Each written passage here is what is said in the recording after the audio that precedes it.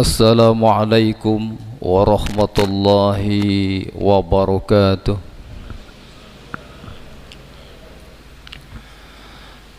Alhamdulillahi rabbil alamin. Wassalatu wassalamu ala khatamil anbiya'i wal mursalin wa ala alihi wa sahbihi wa man tabi'ahum bi ihsanin ila yaumiddin, amma ba'du. Yang kami hormati takmir Masjid Asy-Syiddiq, mudah-mudahan senantiasa dimuliakan Allah Subhanahu wa ta'ala. Yang kami hormati tokoh agama, tokoh masyarakat, ustadz dan ustadzah yang mudah-mudahan senantiasa dimuliakan Allah Subhanahu wa ta'ala. Yang kami hormati Bapak Ibu jamaah sholat subuh dan jamaah pengajian rutin Sabtu pagi, yang mudah-mudahan senantiasa dimuliakan Allah Subhanahu wa ta'ala. Pertama, marilah kita panjatkan puji syukur kehadirat Allah Subhanahu wa ta'ala. Alhamdulillah, pada kesempatan pagi hari ini kita bisa berkumpul di masjid ini tanpa ada satu halangan apapun. Tak lupa salawat beriring salam senantiasa kita kirimkan kepada junjungan kita Nabi besar Muhammad sallallahu alaihi wasallam. Mudah-mudahan kita termasuk umatnya yang akan mendapatkan syafaat di yaumul qiyamah nanti. Bapak Ibu yang kami hormati, pagi hari ini insyaallah kita akan sama-sama belajar mengambil satu keterangan dalam kitab Al-Fiqhul Muyassar fi Daw'il Kitab was Sunnah, di mana dijelaskan dalam kitab ini pada pembahasan Al-Babuz Tsani Asyara, bab yang ke-12 fi sholatil idaini, yang membahas tentang solat dua hari raya. Karena insyaallah sekitar hari Rabu insyaallah, dan mudah-mudahan Lebaran tahun ini sama hari Rabu tadi ya, kalau tidak salah hari Rabu ya, insyaallah kita akan berhari raya. Walaupun sudah ada sebagian yang sudah Lebaran, hari Jumat kemarin sudah ada yang Lebaran. Ketoke ora sabar selak pengen badan. Walaupun ini Masya Allah, ketika ditanya apa yang menjadi dasar perhitungannya apa, tidak pakai perhitungan, sudah telepon sama Allah katanya. Ini buhtanun mubin, kedustaan yang nyata. Ini salah satu pertanda akhir zaman, di mana dijelaskan innallaha la yaqbidul ilma intiza'an. Allah itu tidak mencabut ilmu itu, yang dimaksud adalah ilmu agama serta merta secara langsung, walakin biqabdil ulama. Akan tetapi Allah mencabut ilmu agama dengan mewafatkan para ulama. Satu persatu ulama meninggal dunia. Hatta idza lam yabqa aliman, sampai ketika sudah tidak tersisa lagi seorang alim pun. Ittakhadhan nasa ru'usan juhala, manusia mengambil orang-orang juhal, orang-orang bodoh kuadrat. Juhal niku bodoh kuadrat. Jadi nek jahil bodoh, tapi nek wis juhal itu jahlun murakkab, bodoh kuadrat. Berarti bodoh goblok banget Pak. Nah, ittakhadhan nasa ru'usan juhala, manusia menjadikan orang-orang yang bodoh kuadrat itu menjadi pemimpin agama. Fasu'ilu, maka ketika mereka ditanya, orang-orang juhal itu tentang urusan agama, fa'aftau bi ghairi ilmin, maka dia akan berfatwa tanpa ilmu, fadallu wa adallu, maka dia sesat dan menyesatkan. Termasuk ini, ketika ditanya dasar perhitungannya apa, nggak pakai perhitungan, udah telepon sama Allah. Ini MUI harus turun tangan, ini harus turun tangan dan harus dipanggil. Itu apa alasannya? Telepon sama Allah. Wah, ini sudah jelas-jelas buhtanum mubin, kedustaan yang nyata. Bapak Ibu yang kami hormati, ini sekilas. Masih banyak para ulama saja sudah mulai bermunculan tuh, orang-orang juhal yang diangkat menjadi pemimpin-pemimpin agama. Apalagi nanti pada satu saat nanti, maka tantangan kaum muslimin semakin hari semakin berat. Kita harus rajin belajar, Pak, supaya paham agama, supaya tidak diombang-ambingkan. Pagi hari ini insya Allah kita akan sama-sama belajar mengambil keterangan dalam kitab Al-Fiqhul Muyassar fi Do'il Kitab wa Sunnah, di mana dijelaskan di dalam kitab ini wal idani huma, dan dua hari raya yang dimaksud adalah Idul Adha wa Idul Fitri, yaitu hari raya Idul Adha dan Idul Fitri. Ini termasuk hari raya kaum muslimin yang bersifat sanawat, yang bersifat tahunan. Ada hari raya sanawat tahunan, Idul Adha, Idul Fitri. Ada hari raya usbu'iyah, mingguan, pekanan, yaitu tiap hari Jumat. Jadi bentina Jumat kaum muslimin itu berhari raya. Cuma beda nek hari Jumat niku orang pada gawe kupat, Pak. Nah, tapi nek Idul Fitri niku pada gawe kupat. Kemudian dijelaskan di dalam kitab ini wakilahuma lahu munasibatun syar'iyyatun, keduanya itu memiliki kaitan dengan perkara syariah. Fa'idul fitri bimunasibatin tihail muslimina min syami syahri Ramadan. Idul Fitri kaitannya dengan berakhirnya kaum muslimin melaksanakan puasa di bulan Ramadan. Wal adha bimunasibati ikhtidami Asyara Dzulhijjah. Hari raya Idul Adha kaitannya dengan ketika sudah masuk tanggal 10 bulan Dzulhijjah, maka tanggal 9 hari Arafah. Hari berikutnya berarti Yaumun Nahar atau hari raya Idul Adha. Wasummiya idan li'annahu ya'udu wa yatakarraru fi waqtihi, dan dikatakan sebagai hari raya, sebagai Id, karena perkara ini terjadi berulang dan berulang-ulang pada waktunya. Ngada ya'udu idan, artinya kembali terjadi, kembali dilakukan. Tahun dulu kita sudah hari raya, nanti pun kita akan hari raya, hari Rabu insyaallah. Jadi setiap tahun terjadi, wa yatakarraru fi waqtihi, berulang-ulang pada waktunya. Hukmuha, hukum salat Id, dijelaskan di dalam kitab ini, tetapi pertama saya ambilkan keterangan dalam kitab Shahih Fiqh Sunnah pada jilid pertama, karena ulama berbeda pendapat dalam hal hukum salat Id. Maka di dalam kitab Shahih Fiqh Sunnah dijelaskan ihtalaful ulama'u fi hukmi salatil idaini ala salasati aqwalin. Para ulama berbeda pendapat dalam hal hukum salat Id menjadi 3 pendapat. Pendapat pertama, sebagian ulama berpendapat salat Id hukumnya fardu ain. Artinya kalau fardu ain, masing-masing pribadi kaum muslimin wajib untuk melaksanakan, kecuali ada uzur syar'i.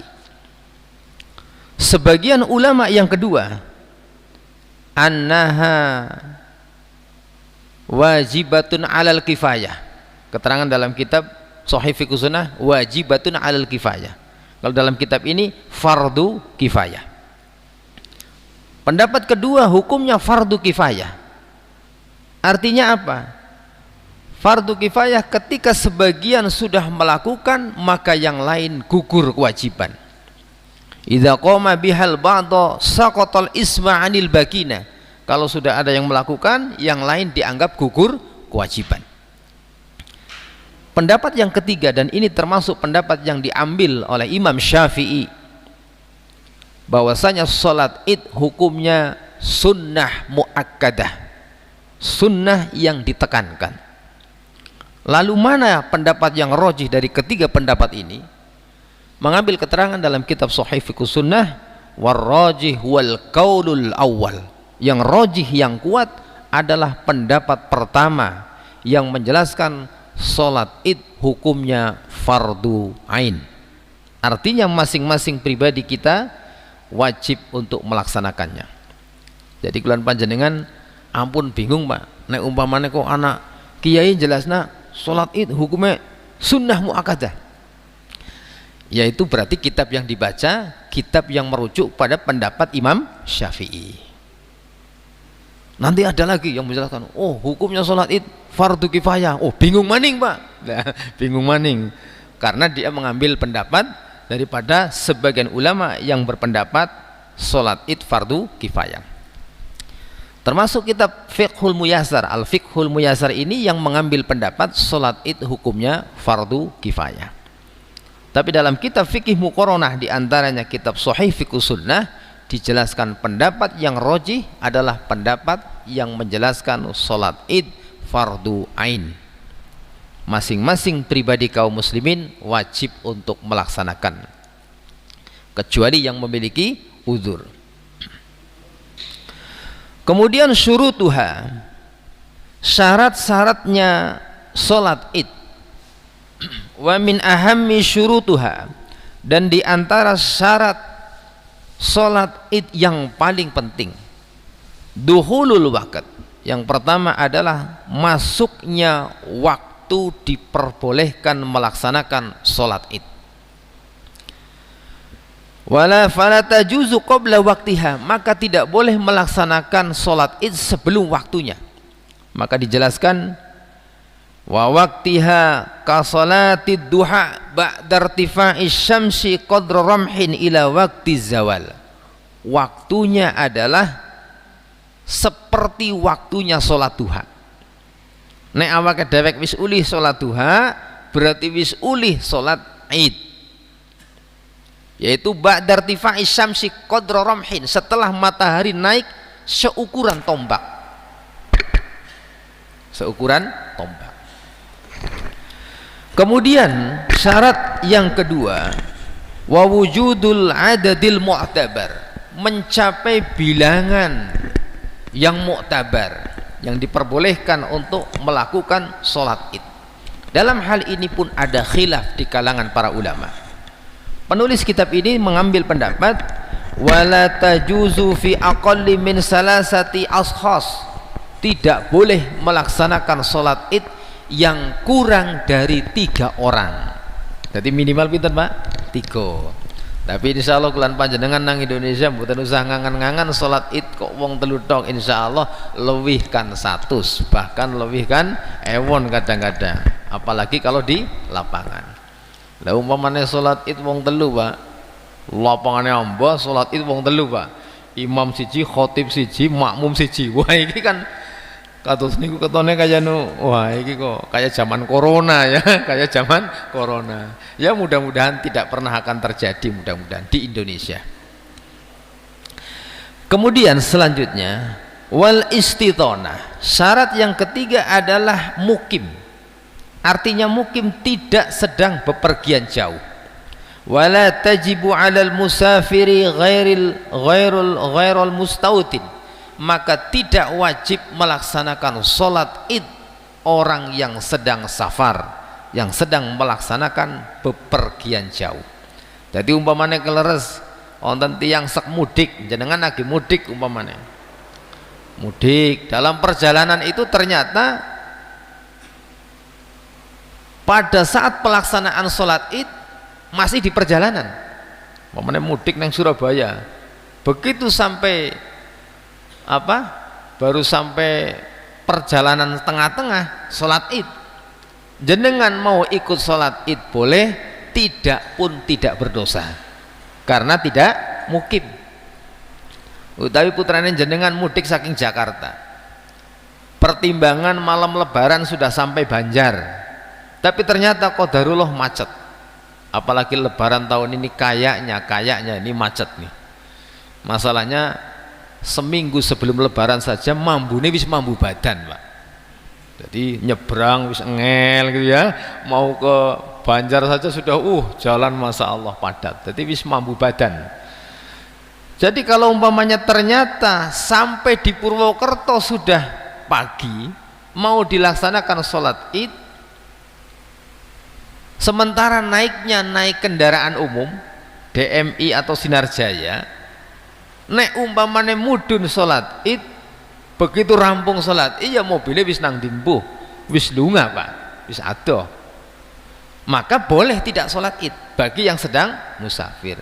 Beda nek mobil pribadi Pak. Nah, kan rata-rata nek mudik niku nganggo mobil pribadi ku ya wis arep sholat id mandeg sedela, siap-siap ikut sholat id, selesai berangkat lagi, itu nggak masalah ya kan, nggak masalah. Jadi kalau naik kendaraan umum ya ora usah nekat, aja maning nunggang sepur Pak, nunggang sepur kok arep melu sholat id lah, sholat id kepriwe. Jadi tidak wajib bagi musafir ya. Jadi tidak wajib bagi musafir untuk melaksanakan sholat id, tapi kalau toh mau melaksanakan diperbolehkan. Kemudian selanjutnya al-mawadi'u allati tusalla fiha, tempat dilaksanakan sholat id. Yusannu an tusalla fis sokhra kharijal bunyan, dilaksanakan sholat id itu di tempat terbuka di luar bangunan, sebagaimana hadis dari Abi Sa'id radhiyallahu anhu, kana Nabi sallallahu alaihi wasallam yahruju fil fitri wal adha ilal musalla. Nabi sallallahu alaihi wasallam keluar pada saat hari raya Idul Fitri dan Idul Adha untuk melaksanakan sholat ilal musalla, ke musolla.